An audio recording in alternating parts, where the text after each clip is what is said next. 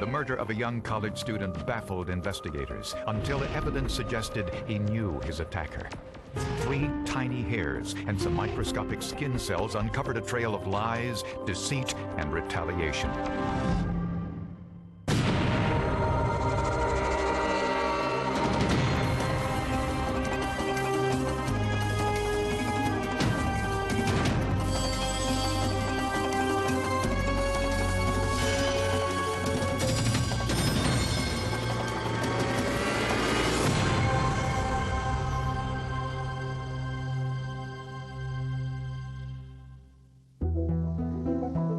During the school year, more than 27,000 students from all over the world called the University of Missouri home. It is largely a college town. A lot of students live here, so it's usually pretty quiet, no big crimes. There have only been about 80 to 90 murders in the past 25 years. One of those murders occurred in June of 2004. A group of college students found a body on the grass in between 2 apartment buildings near campus. The body was naked except for a pair of blue running shorts, and it was apparent to these college students, even from a distance, that there was a lot of blood around the neck and that the person was dead. At first, police thought it might be an accident.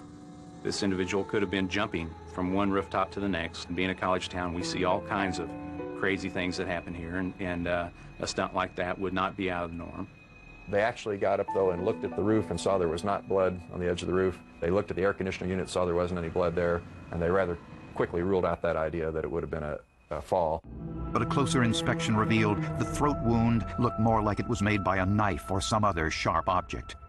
And the blood evidence indicated the murder took place in the spot where the body was found and not elsewhere.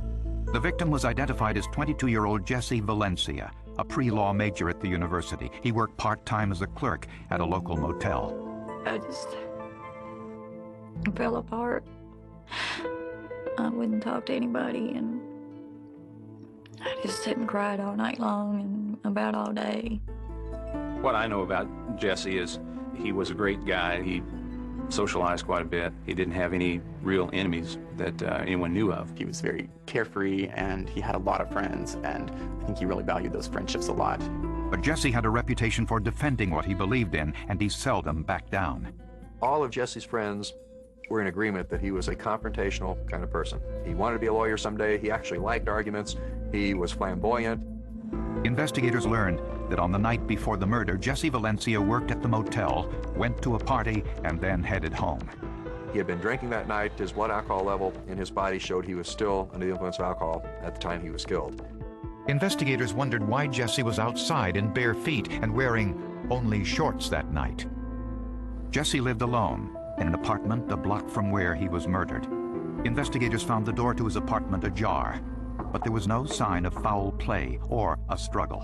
Under a pile of clothes, they found a possible clue, a used condom. Was it possible that the condom contained biological evidence of the killer?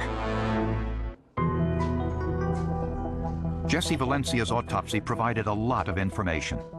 Based on rigor mortis and insect activity, the medical examiner estimated Jesse was killed sometime before dawn. The murder weapon was a serrated knife that cut the arteries in his neck. There was something unique to the blade. We were very fortunate we were able to see some of those features. For example, there was an interrupted parallel pattern that, to me, suggested there was something serrated about the blade. The autopsy revealed no defensive wounds, which is unusual in a knife attack. Usually, if someone sees someone coming at them with a knife, the hands will go up. As your attacker is slashing with a knife, you're putting your hands up and you find characteristic defense wounds to the hands. There were no wounds whatsoever to the hands. And the medical examiner found out why. So on the surface of the windpipe, he had areas of hemorrhage that we see also when somebody is deprived of oxygen or in strangulation-type deaths. She also said she found petechiae hemorrhaging in the eyes, which is consistent with somebody being choked or somebody having compression put to their neck. This meant that Jesse was unconscious before he was killed. DNA testing of the condom found in Jesse's apartment showed it contained biological material from 2 different people. One was Jesse. The other was obviously Jesse's sexual partner, an individual police wanted to identify. Jesse's cell phone record showed he had a number of conversations with a fellow student, Ed McDevitt, on the night he was killed. The cell phone records of both Jesse Valencia and Ed McDevitt confirmed, and Ed McDevitt had a phone call about 3:13 a.m. So obviously Ed McDevitt becomes one of the potential suspects. McDevitt admitted the two had been lovers and said the last time he was intimate with Jesse was 2 nights before the murder.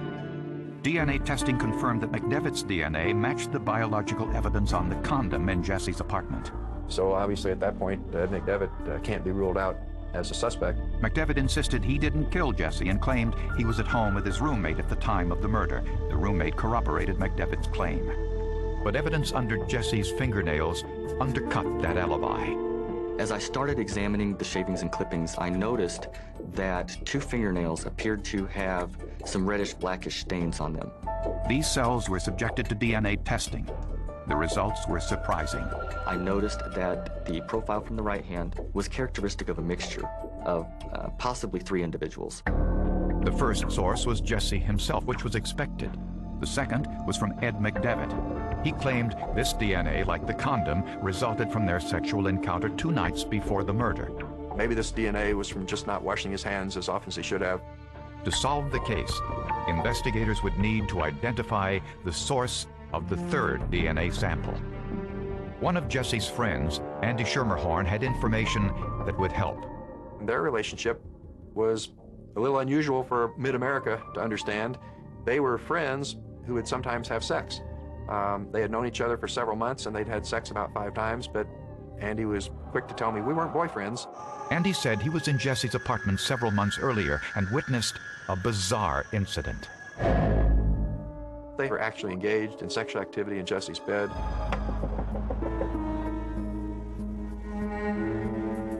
And a knock came to the door. Jesse got up and went to the door and opened it, and it was a police officer in uniform. The officer came in with a flashlight. He shined the flashlight around the apartment, and then he said, keep doing what you're doing.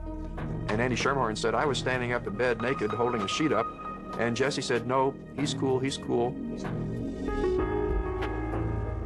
It was clear that Jesse knew the police officer and invited him to join them.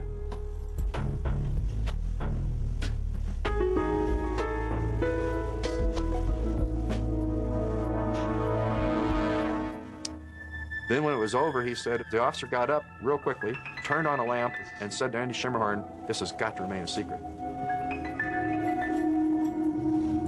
The officer went to the door, and Jesse said to the officer, when will I see you again?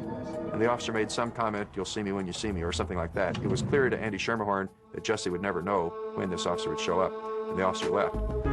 Needless to say, investigators wanted to know the identity of this mysterious police officer.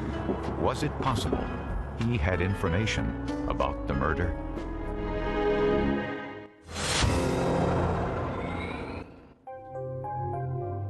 One of Jesse Valencia's lovers told investigators that Jesse was also involved with a police officer. Jesse's family confirmed the relationship, but Jesse never told them the officer's name. Whenever I talked to Jesse, he would tell me that the guy was just practically stalking him. That's the word Jesse used. He said he practically stalks me everywhere I go. Apparently, this police officer hadn't given Jesse his real name or any other information about himself. It was like the cop wanted to know everything about Jesse, but he didn't want Jesse to know anything about him. And he would just tell him, oh, I just live nearby or whatever. And that's when Jesse started getting suspicious and started telling me, he said, you know, I'm beginning to wonder about this guy. Andy Schermerhorn claimed he had a sexual encounter with both Jesse and the police officer. He said the man was young, in his 20s, Hispanic with dark hair, and slightly built. Investigators asked Andy to come to police headquarters to look at some photographs. As they were leading him to the conference room, something unexpected happened. As Andy Schermerhorn was going down the hallway to look at the photographs of the person he thought was the killer, he saw the killer coming at him in the hallway. He recognized him as the person he had seen having sex with Jesse Valencia. It scared him to death. The man was 28-year-old Steven Rios, a 3-year veteran of the department. He was known for being very ambitious. Steven Rios seemed like he was well respected in the police force and in the community. I know he had political aspirations and he wanted something bigger. But I also think that Steven Rios was a very rigid individual and he played everything by the rules, was very strict. Rios was married and had just become a father for the first time. His son was only a few months old. There had never been any rumors that he was sexually involved with anyone of the same gender. We certainly did not want to believe that Stephen Rios could have been in any way involved in the murder of Jesse Valencia. When questioned, Rios denied Schermerhorn's allegations. The detective says, I've talked to another boy who says he was there when you came by and he saw you having sex with Jesse Valencia. And Rios said, what? Sex? And acted real surprised. Rios said he had an alibi for the night of the murder, that he was home in bed with his wife. Stephen Rios told me on the phone that he would never harm Jesse Valencia, and he had nothing to do with his death. Just to be sure, Rios provided his DNA to compare to the unidentified cells found under Jesse's fingernails. It seemed to match, but with DNA from 3 different people, it was impossible to tell conclusively. He said that looking at the DNA of their fingernail, that there was a 1 in 7,000 chance that you would pluck any person at random off the street and that they would be a match that they could have contributed to this sample. And even if it was Rios' DNA under Jesse's fingernails, it didn't prove murder. Ed McDevitt's DNA was under Jesse's fingernails, too. Medical science can't tell you how long DNA would stay under somebody's fingernail. You know, common sense tells you every time you wash your hands, some of it's going to go away, but you can't say with scientific certainty how long is DNA going to stay under somebody's fingernail. Police wondered if this was the one case that forensic science wouldn't be able to solve. In the search for Jesse Valencia's killer, investigators had several suspects, all of whom had an alibi. Then investigators took one last look at Jesse's body and made a startling discovery. They found a large horizontal bruise along the victim's chest, the kind caused by a police restraint maneuver known as a shoulder pin. It's a hold in which the officer grabs the offender from behind and renders him unconscious by cutting off blood flow to the brain. Some people go out as quickly as 5 seconds, and my personal experience working with my partner in training, he said that when he applied the technique to me and I tried to get out of it, I became unconscious in about 5 to 6 seconds. That is Curved-like features, long tapering tips. Head hairs are different. They're longer. They don't necessarily taper at the end. They're often cut or rounded off at the ends. Miraculously, 3 of the hairs contained the root, a rich source of DNA. Scientists performed a PCR DNA test on all 3 hair roots. All 3 were from the same person. The hairs weren't from Jesse Valencia or his friends, Andy Schermerhorn or Ed McDevitt. Whenever I compared those back to the known reference standards from the individuals in this case, I was able to eliminate all individuals except for Stephen Rios. This put police officer Stephen Rios' arm around Jesse's chest when he was bleeding. He said they match to Stephen Rios, and statistically, only 1 in 757.6 trillion people would match, and Rios matches. And investigators discovered how Rios and Jesse met. Police records showed Rios cited Jesse for disorderly conduct at a loud party on campus 3 months before the murder. When confronted with the evidence, Rios changed his story. He admitted he and Jesse Valencia became lovers and said he lied to protect his family, but he continued to deny killing him. Anybody's heart would go out to the wife of Stephen Rios because in a course of about 48 hours, she found out, number 1, her husband's having an affair, number 2, he's having it with a man, and number 3, it's quite likely he killed this man to keep him quiet about the affair. So her life was devastated in a very short period of time. And a closer look at Rios' activities on the night of the murder revealed a 45-minute time frame for which Rios couldn't account. And prosecutors think they know the motive. Jesse told his family he had been involved with a police officer, but just learned he was married and had a child, and he planned to end their relationship. He thought, you know, it's not right. If he's married, I don't want anything to do with him. And he told me he was going to confront him, and he says, well, I am going to forget about it. He said, I've been trying to avoid him, but he just keeps following me around. Stephen Rios was hiding it from his family and from the police force and from his friends. Jesse Valencia thought that he could maybe pretend like he was threatening Stephen Rios, you know, to tell the police about Stephen Rios having this affair, to tell the police chief. But I don't think Jesse Valencia ever realized how much danger he was in. On the night of the murder, prosecutors believe Stephen Rios stopped by Jesse's apartment after his shift ended. Jesse told him the relationship was over. Rios got angry.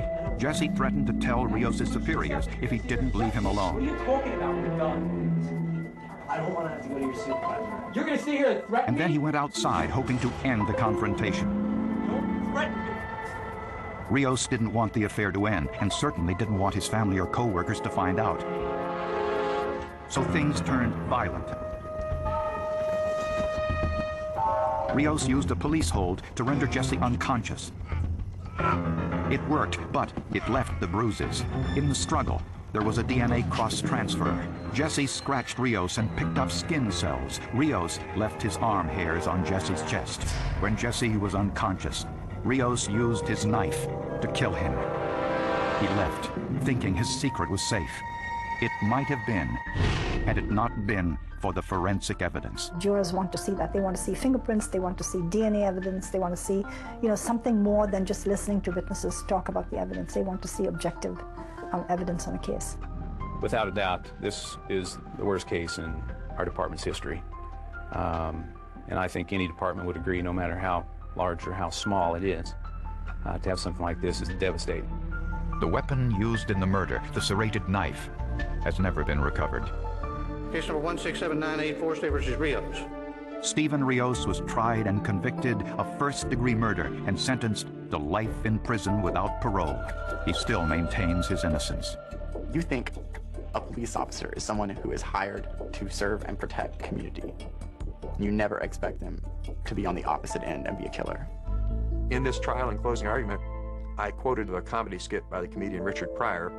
And in that skit, a woman comes home unexpectedly, and she catches her husband in bed with another man, and the husband looks up and says, "Who are you going to believe, me or your lying eyes?" Stephen Rios is saying to you, 1 in 757 trillion, who are you going to believe, me or your lying eyes? And the jury obviously agreed with me that the scientific evidence in this case proved beyond a reasonable doubt that he was the killer.